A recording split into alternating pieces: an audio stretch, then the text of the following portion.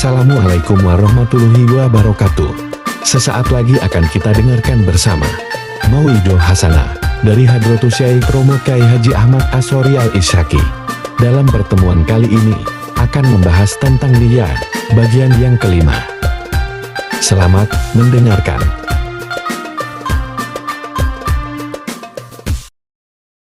Bismillahirrahmanirrahim. Alhamdulillahi rabbil alamin. Wa bihi nasta'inu ala umuri dunya waddin. Wassalatu wassalamu ala ashrafil anbiya wal mursalin. Sayyidina wa habibina wa syafi'ina wa qurrati a'yunina wa maulana Muhammadin wa ala alihi wa sahbihi ajma'in.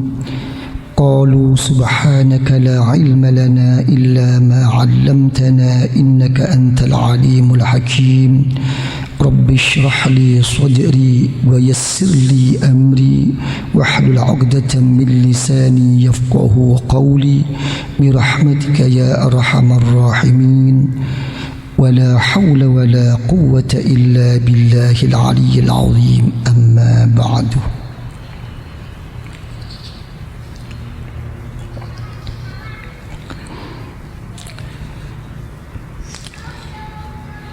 Di dalam Al-Quranul Karim, Allah Subhanahu wa Ta'ala telah berfirman,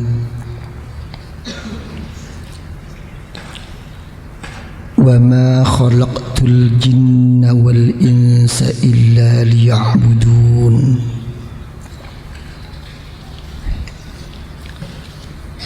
Secara ringkas,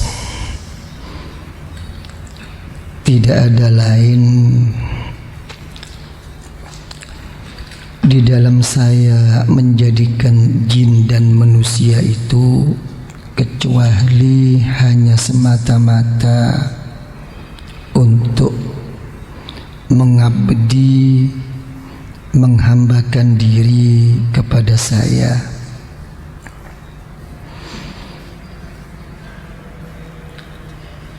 Setengah daripada tafsir mengatakan agar ma'rifah, mengerti, menyadari tentang siapa hakikat atau jati dirinya dan siapa yang sebenarnya Allah Subhanahu wa Ta'ala sebagai Tuhannya. Kalau sudah beribadah, Allah Ta'ala berfirman lagi, "Wa ma umiru illa liya'budullaha mukhlishina lahuddin hunafa." Dalam firman yang lain Allah Ta'ala berfirman, "Fa'budillah mukhlishan lahuddin." Di dalam kita beribadah, mengabdi kepada Allah Subhanahu wa Ta'ala agar dengan ikhlas.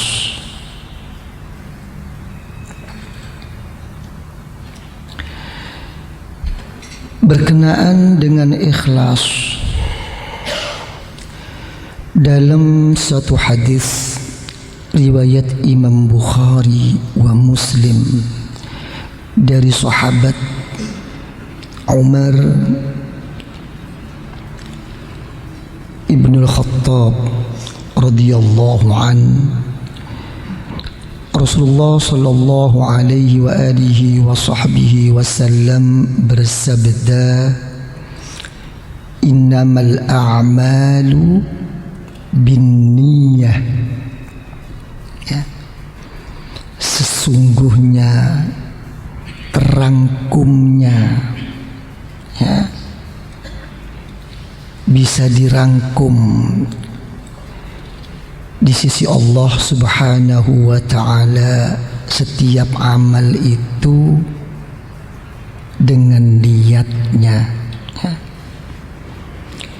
Wa fi riwayatin, ya, di dalam riwayat yang lain dikatakan bin niyat, ya, dengan kata jamak. Suatu amal itu juga akan mengikut terangkum di sisi Allah dengan berapa-berapa niat yang dikehendakinya. Ya. Makanya ini di dalam thariqah itu ada salah satu pedoman, ya. Salah satu orang itu paling tidak, ya, menjadi hamba Allah yang soleh. Orang itu adalah az-zikr, berzikir. Nah, landasan zikir bisa dikatakan berzikir kepada Allah, wa bisatuhu al-amalus soleh. Harus berbentuk amal-amal yang memang telah disyariatkan oleh Allah, yang telah dilaksanakan oleh sunnatur Rasul. Jadi tidak boleh kadang-kadang yang penting saya ini kan karena Allah, yang penting saya ini kan telah begini begitu, yang penting saya telah ingat kepada Allah, yang penting saya ini telah sampai di sisi Allah. Tapi acara ritualnya yang dia kerjakan tidak sesuai dengan syariat Allah, dengan sunnatur Rasul, itu bukan berarti ingat kepada Allah. Jadi kadang-kadang ada kan orang apa? Orang ahlul batin, orang kejawen. Ya, ada. Tujuan orang ibadah itu apa sih? Jangan lagi ibadah. Sampai dalam Al-Quran dikatakan aqimis sholata li dzikri. Tujuan orang menegakkan salat itu untuk zikir kepada Allah. Muaranya itu ke satu, keinget kepada Allah. Saya sudah ingat kok. Ngapain? Pakai sembahyang, pakai segala pun. Ada kadang-kadang penyakit begitu tuh. Ada apa tidak? Terus diem diri. Saya punya kawan dulu begitu juga. Waktu puasa dia makan apple, ya, makan kue, makan ini, macam-macam dimakan, kacang. Saya bilang, kamu puasa? Puasa saya. Lu kok makan? Oh, saya nggak makan ini. Yang namanya makan itu nasi. Oh iya, nggak makan, kamu nyocok. Istilah-istilah begitu-begitu itu loh. Ya, ini hati-hati. Kadang-kadang kejawen itu begini. Ya, halus sekali. Ya, dia itu apa? Melihat apa kenyataan. Dan dia tidak tahu kenyataan itu dari mana. Dari Allah, apa dari malaikat, apa dari setan, apa dari akal, apa dari ilmu imajinasinya, apa dari hawa nafsu. Tidak tahu. Kenyataannya kamu harus begini. Kalau kamu nggak tidur begini, hati-hati, harus buka pintu. Kalau maghrib apa? Coba lihat kadang-kadang di pedesaan itu ya. Kalau mau maghrib itu kan semua pintu dibuka, TV-nya dihidupkan, tapi orangnya satu pun nggak ada. Ya, jangan ditutup. Itu tolak tamu namanya. Pandai. Dan betul kenyataannya itu dibuktikan dengan kenyataan. Tapi yang banyak apa? Melanggar dari syariatullah. Kalau di syariat nggak begitu, apalagi sunnatur Rasul. Tutup pintu kalau mau maghrib. Jangan sampai kemasukan ini itu. Gitu. Ini nggak anu. Jadi dulu itu sudah ada, udah ribuan tahun dulu. Waktu Syekh Junaid radhiyallahu an, ya, ada orang bermatur pada Syekh Junaid, ya Syekh Junaid al-Baghdadi, ini ada orang kata-katanya nggak perlu mengamalkan segala macam amaliyah zahiriyah karena dirinya telah sampai, katanya. Dijawab oleh Syekh Junaid, ya, katakan, ya memang telah sampai kok. Kemana? Ke neraka, gitu. yang Rasulullah sendiri telah dijamin oleh Allah sampai bengkak kakinya untuk bersyariat kepada Allah, bermengabdi kepada Allah, kok apalagi kita. Nah, ini hati-hati, ini harus ada sesuai. Yang penting saya karena Allah, yang penting saya ini sebetulnya tidak ada lain kecuali kepada Allah. Tapi di dalam gerak-geriknya, di dalam pergaulannya, di dalam kehidupannya tidak sesuai dengan akhlakul Rasul. Ini nggak benar begini. Ini membawa-bawa nama Allah, membawa nama agama, tapi untuk kepentingan pribadi. Ini banyak sekarang begini ini. Ya, akhirnya menjadi apa? Menjadi pemimpin eksekutif. Ya. Eksklusif. Gitu. Apa ya? Halo. Tak pikir dari sini. Inilah. Ya. Jadi itu kebesaran niat. Malah satu hadis Rasulullah sallallahu alaihi wasallam, beliau mengatakan, innama yub'atsun nas ala niyatihim. Kelak kita dibangkitkan oleh Allah, dan diperhatikan yang dilihat oleh Allah adalah niatnya. Maka ini menunjukkan apa? Selama ini yang kita sadari apa yang dinamakan takwa Allah, melaksanakan perintah Allah dan menjauhi larangan Allah. Itu hukum zahir. Ya, sama dengan kita dilindungi, dihargai kalau kita membaca syahadat. Tapi apakah kita jadi orang munafik atau enggak? Bukan urusan kita, nanti Allah yang punya urusan. Begitu pula apa kata ibadah kita, perjuangan kita, dan kita menjauhi larangan Allah, itu betul-betul takwa Allah? Belum tentu. Nanti yang dilihat apa yang ada di lubuk dalam hatimu. Betul-betul husnun niyah, baik niatnya apa tidak kepada Allah. Kalau tidak. Ini gimana Pak Sufyan? Ya, ini yang dikatakan oleh sahabat Ibnu Abbas radhiyallahu an, innama yuhfadzur rajul ala qadri niyatih. Jadi kita dilindungi oleh Allah, disayang oleh Allah, dibimbing oleh Allah, ikut seberapa kekuatan dan ketebalan niat kita kepada Allah. Kalau niatnya separuh-separuh, mungkin terlaksana, tapi tunggu tanggal mainnya besok atau lusa akan diganggu oleh satu ujian dari Allah. Contoh sekarang, Pak Sufyan bisa sekarang sembayang niat karena Allah, atau berjuang katanya karena Allah. Tunggu 2 hari, 3 hari, 4 hari, atau sampai 1 minggu, 1 bulan. Ada seseorang kadang-kadang itu tidak menerima atas perbuatannya, atau ada orang yang mengkritiknya, atau ada orang yang kadang-kadang memusuhinya. Bagaimana sikap Pak Sufyan kira-kira? Di situ akan ketahuan seberapa kekuatan dan ketebalan niatnya kepada Allah. Marah, ngamuk, mempertahankan diri, membela, na'udzubillah. Kadang-kadang sebetulnya enggak karena Allah, karena dari gengsinya berani bersumpah, demi Allah, wah, kalau saya tidak karena Allah, saya tidak mesti kebegini. Hati-hati kamu, dilihat aja di mukanya. Kalau kamu tuh betul-betul membawa rahasia dan nur daripada Allah, kamu tidak marah seperti ini dong, walaupun untuk mempertahankan kebenaran. Kadang-kadang nggak sadar melaknat, mencaci maki kepada orang lain. Hati-hati ya, saya begini ikhlas kok dikatakan begitu. Hati-hati. Oh, ini tambah jadi. Ya, jadi apanya?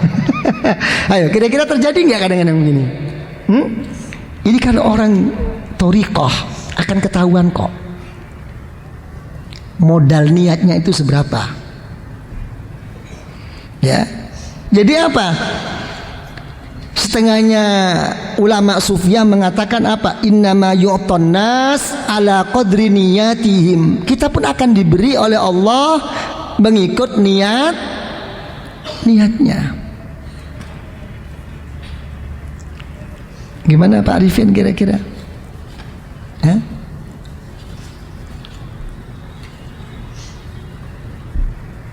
Sudah niat? Apa? Hah?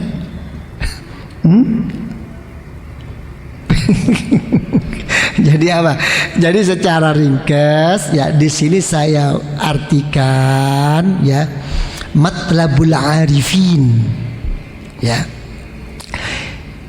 tujuan orang yang pokok sebagai orang yang telah makrifat kepada Allah di dalam dia mengabdi beribadah kepada Allah adalah tahqiqul ubudiyah ya. Makin memperdalam, makin meningkatkan dirinya di dalam apa? Mengabdi kepada Allah. Ya. Wal qiyam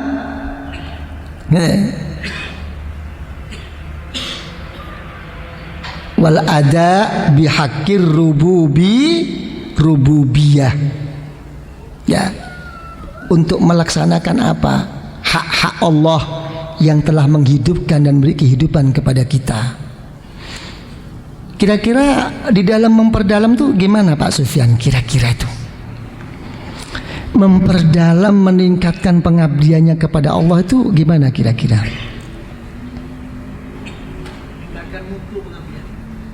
Meningkatkan mutu. Mutu sebelah mana itu? Yang berbentuk apa?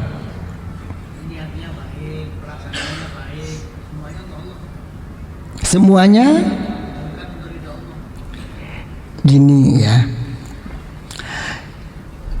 Meningkatkan mutu pengabdian kepada Allah itu ada secara zahir, ada secara batin. Ya. Secara zahir makin memperbanyak ibadahnya kepada Allah. Itu susah. Untuk zaman sekarang itu susah. Misalnya tahajud 2 ditambahin 4, nanti 4 ditambahin 6 ditambahin 8. Apakah kalau sudah 8 berarti mentok?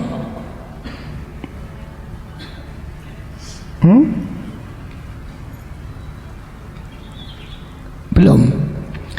Jadi susah untuk menambah zahir aja susah. Orang kota-kota itu susah. Jadi sebetulnya tuh mutu yang harus kita tingkatkan, kita tambahkan itu lewat mana? Lewat adanya kesungguhan di dalam hatinya kepada Allah. Kesungguhan ini yang harus ditingkatkan. Ya, walaupun sedikit, ya, walaupun hanya 2 rakaat, walaupun hanya zikir la ilaha illallah 10, walaupun Allah cuman 5 kali aja, tapi ada satu kesungguhan menghadap kepada Allah. Mutu ini sebetulnya yang perlu kita didik. Percaya mudah, ya, melaksanakan lebih mudah. Tapi untuk bersungguh-sungguh itu lebih susah kalau nggak dilatih. Ya jangan disuruh deh. Pak Sufyan berapa? Pak Arifin berapa? Sembahyang duha 2. Ya, tambahin deh 4. Susah. Orang sekarang tuh susah. Kesungguhan inilah. Nah kalau memang sudah sungguh, ada lagi nanti penyakit itu yang perlu dihalau. Saya semata-mata mengabdi kepada Allah.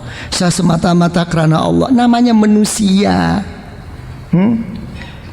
Yang dimaksudkan semata-mata karena Allah itu dikembalikan semua kepada Allah. Tapi kita ini hidup bersenggolan. Dan kita merasa mempunyai satu usaha. Susah orang itu untuk tidak menyadari, mengakui dan merasa bahwa dia itu mempunyai kemampuan dan usaha itu susah. Ada. Makanya saya tanyakan sama Pak Sofyan, kira-kira susah mana? Ya, orang itu melaksanakan sesuatu, ya, akan melaksanakan sesuatu dengan orang sesudah melaksanakan sesuatu tidak mempunyai merasa dirinya telah melaksanakan sesuatu. Susah mana? Nah, merasanya lebih susah. Ini hati-hati ini, karena merasa ini menimbulkan pengakuan, dan pengakuan itu akan menimbulkan suatu merasa cukup, beres dan sempurna. Dan merasa beres, cukup, sempurna itu akan menimbulkan apa? Akan menimbulkan mensepelekan orang lain, kurang bisa menghormati. Ya, bukan hitung-hitungan, daripada sembahyang kamu cuma 2, aku 4. Bukan. Tapi secara batiniah setiap orang akan terasa dihormat. Susah. Ini kenapa? Karena ada satu penyakit merasa. Orang kena penyakit merasa itu kenapa kira-kira Pak Arifin, Pak Sufyan, kenapa? Salahnya duduk di depan sendiri, ayo tak tanya terus. Ayo kenapa? Ayo anak-anak. Merasa lebih dari yang lain. Kenapa kok timbul merasa lebih, sayang?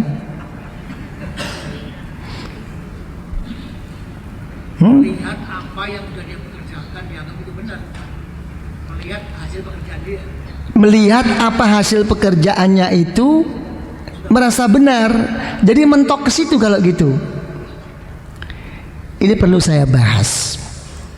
Ya, ada salah satu murid bertanya kepada gurunya, "Wahai guru, tidak ada ceritanya orang itu tidak berbuat dosa kepada Allah. Semua orang itu akan berbuat dosa kepada Allah. Ya, cuma saya mau bertanya, dosa apakah yang kalau saya kerjakan akan menjadikan iman saya ini dicabut oleh Allah?"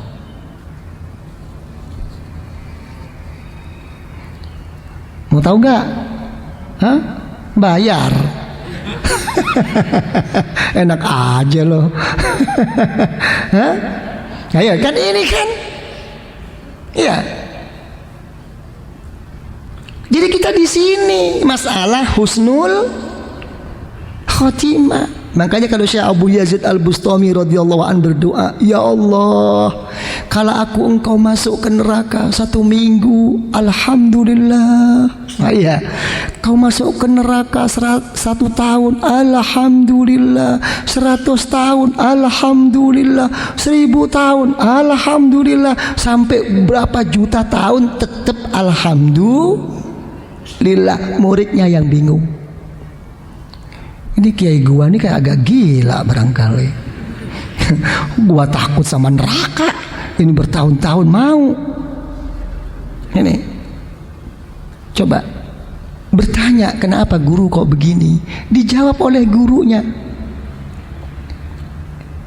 begini ceritanya. Jangan lagi saya masuk neraka 1 tahun, 2 tahun, 1000 tahun, berjuta-juta tahun saya mau. Loh, kenapa kok begitu guru? Karena dengan adanya batas-batasan tahun, berarti saya masih dikeluarkan oleh Allah dari neraka. Dan kalau saya dikeluarkan oleh Allah dari neraka, berarti saya mati masih membawa iman kepada Allah. Jadi yang jadi pembicaraan itu adalah husnul khotimah. Gimana kira-kira?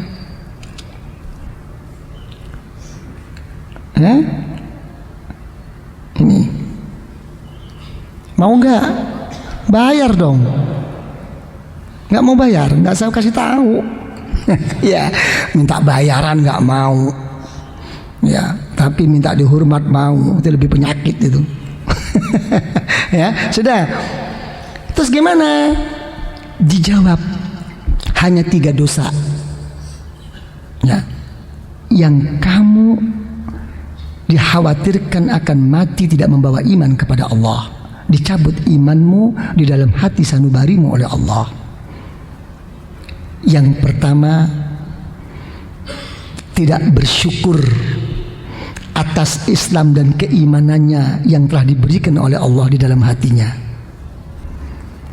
Saya mau tanya, Pak Arifin pilih mana?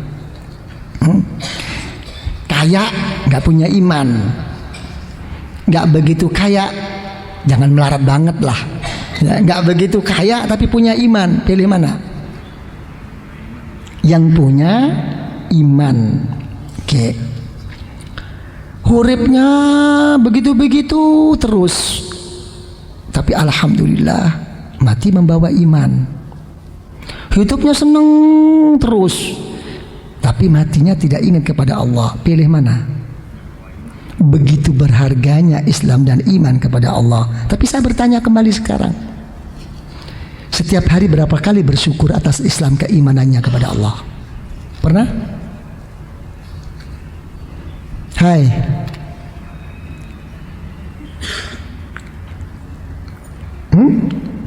Pernah? Bangun tidur, alhamdulillah wa syukrulillah ala ni'matil Islam wal iman. Pernah? Sedikit-sedikit jalan, alhamdulillah ala ni'matil Islam wal iman. Melihat masjid, alhamdulillah ada masjid, ada anak sekolah madrasah, alhamdulillah. Begitu lihat ada gereja atau apapun, berlindung kepada Allah. La ilaha illallah wahdahu la syarikalah, lahul mulku wa lahul hamdu yuhyi wa yumiitu wa huwa ala kulli syai'in qadir. Pernah? Gak tergerak sama sekali. Hanya merupakan tontonan. Sedangkan itu kenyataan.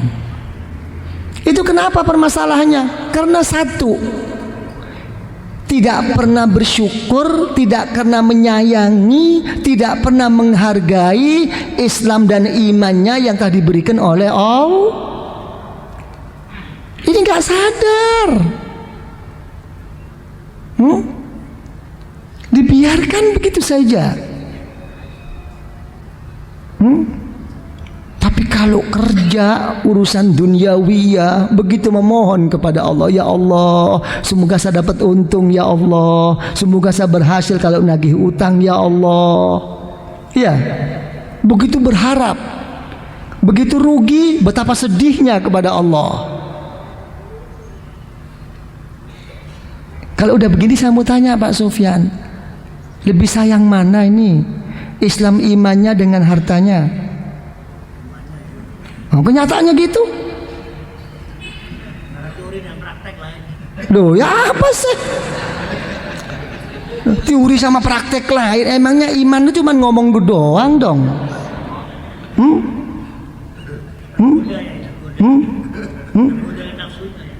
Ini sampai dengan aku ayahsabun nas ayyaqulu amanna. Ya, itu aku sudah. Apakah orang-orang itu menganggap cukup kalau sudah mengatakan amanna, serta beriman, terus dibiarkan oleh Allah, tidak diuji oleh Allah? Tidak. Itu sudah Al-Quran.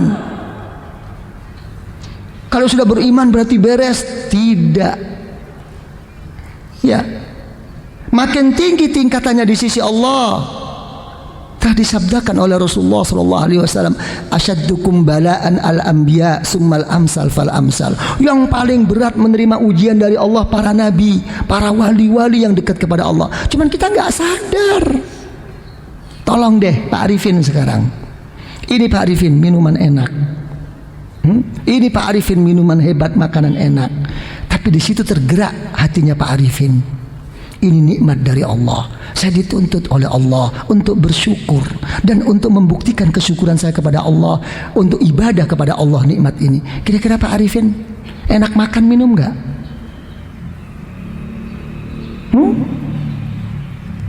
Ini kadang-kadang nggak disadari. Nah, tolong sekarang Pak Sufyan, ini Rolls Royce untuk Pak Sufyan. Oh ya, alhamdulillah ya, nanti dulu kamu pakai, tapi ada syarat. Jangan engkau gunakan kalau tidak untuk ibadah kepada Allah, untuk berzikir kepada Allah. Hati-hati kalau kamu sampai dipakai selain itu. Kira-kira mau nggak? Hah? Kata Pak Sufyan berat. Jadi setengah mau ini. Jadi ada belotnya ini. Hah? Ayo apa? Hah? Tentu tidak mau. Tidak mau, karena ini sudah merupakan perjanjian. Jangan ngomong berat dong. Gak mau, harus kok masalahnya. Ya. Saya mau. Misalnya ya, daripada gak punya, taruh di gerasi saya. Kan lama gak terpakai. Wong zikir yang memang jarang-jarang kok. Kira-kira kalau ngelewatin hati, kira-kira ngerundel nggak hati ini kadang-kadang. Sialan mobil nih, kepingin gua tapi takut loh, ngomel. Al ngomel wal ngomel, wama adro kamal ngomel. Apa jadinya ini? Ya apa kira-kira mau nggak? Hah? Mau? Ini coba. Hah? Maksudnya? Diperbanyak zikirnya. Saya kembalikan lagi. Hah? Seberapa kesungguhan kita mau berzikir itu? Dan seberapa kita mau menomorsatukan zikir dengan urusan lain? Kok mau diperbanyak kok? Apakah dengan adanya ini bukan merupakan satu tekanan, pemaksaan? Oh ya makanya nggak enak juga.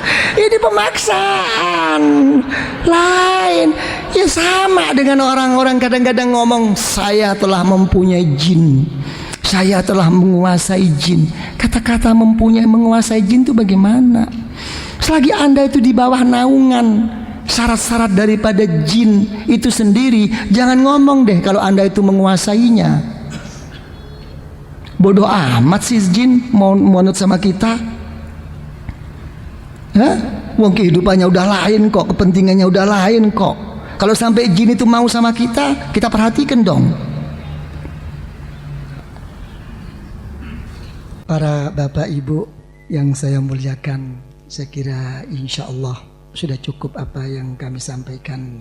Dengan apa yang kami sampaikan, dengan berkah dari Rasulullah Sallallahu Alaihi Wasallam dan berkah daripada guru-guru kita dan berkah daripada kedua orang tua kita dan berkah dari arwahil muslimina wal muslimat wal mu'minina wal mu'minat al ahya'i minhum wal amwat, lebih-lebih berkah dan rahasia nur dari keniatan kita dan ikhlas kita dan kesungguhan kita di dalam hadir ini majelis.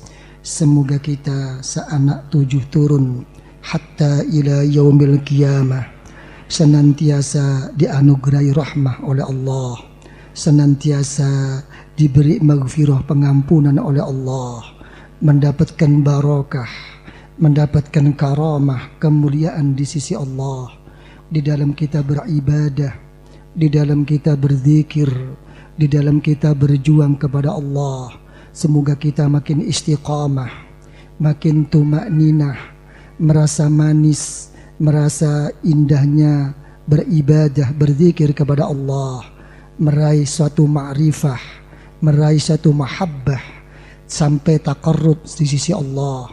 Di dalam menghadapi hidup dan di dalam menghadapi kehidupan ini, semoga kita senantiasa diberi selamat, diberi aman dari segala macam musibah, dari segala macam malapetaka, dari segala macam kerusakan, dari segala macam kezaliman, dari segala macam fitnah zahiran wa batinan, di dalam kita untuk memenuhi kewajiban, untuk memenuhi amanah kita.